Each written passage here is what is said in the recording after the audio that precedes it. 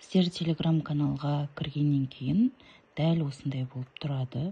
Міне астыңғы жағында 50-ші ойын дәл осылай жоғарыға көтере берсеңіздер.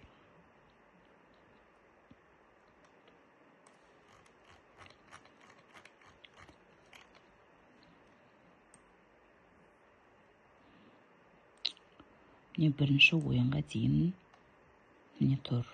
Мынау, чтобы қандай ойын екенін шатасып кетпес үшін суретін қойып қойдым. Сіздерге қажеті мынау нағыз міне PowerPoint түрі. Дәл осыны мына жерде скачать деп тұрады. Сіздерде мынандай жүктелген сияқты болып, соны жүктеп аласыздар. Содан кейін дәл осылай міне ашылады. Ашылған кезде мына ноутбуктың оң жақ шетінде слайд-шоу деп тұрады. Показать слайд деп, немесе үстіңгі жағында слайд-шоу деп тұрады. Соны басқан кезде сначала дегенді басасыздар. Екі жағынан да басқа болады. Міне мынау бауырсақ ойыны. Мына жерде келесі бет деген белгісі бар. Басасыз. Мына бауырсақтың үстін басасыз. Сол кезде сұрағы шығады. Енді бұны қалай өзгертеміз? Дәл осылай сұраққа жауап бергеннен кейін сұрақ басылады. Келесі беті шығады. Соған келесі бетіне қарай өте бересіздер. Ең соңында ойнап болғасын мына X-ті басып шығасыздар. Енді бұны қалай өзгертуге болады? Ол үшін именно мына ойында мысалы қалай өзгертесіз? Мына жерде бауырсақ жартысынан кесіліп қалған ғой. Мынаны үстіге көтересіздер да, мына сұрақ деген жерді кәдімгідей өшіресіздер. Сосын өзіңіздің кез келген сұрақтарыңызды қоясыздар да, мысалы қойып қоясыздар да, қайттан ровно қылдырып басын кесіп қоясыздар. Сосын мына жерде сохранить етіп аласыздар. Сосын сохранить етіп алып, қайттан слайд-шоуды басып ойната бересіз. Енді мысалы келесі ойын. Не сохранить деп, маған қажет жоқ сохранить етіп.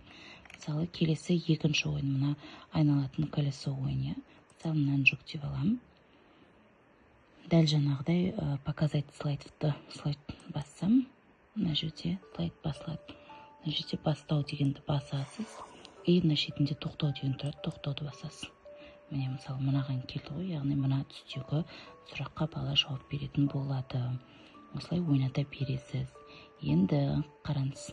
Мына жерде X-ті, мына жерде енді шығып кетсе слайдтан шығып кеткеннен кейін міне мында тұр ғой, ең тапсырма деп тұр ғой.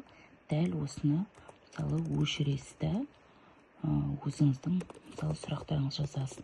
Егер сіздің мысалы сұрағыңыз көп болып кетсе, мына бетіне даже сыймай қалатындай болса, онда мына выделить алып, мына жерден мына шрифті күшейтуге, немесе көбейтуге, немесе мына жерде шрифттерді ауыстыруға деген сияқты өз еркіңіз бойынша болады. Сосын даже мына жерде түстерін кез келген өзгертіп пайдалана бересіз. Осылай барлық слайдтарды да ашып аласыз да, кәдімгідей қылып, тек қай жерінде тапсырма, сұрақ деген жазулары тұр, соны ауыстырып сақтап пайдалана бересіз. Бұл ойындардың барлығы ноутбук, компьютер арқылы өзгертуге және ойнатуға болады.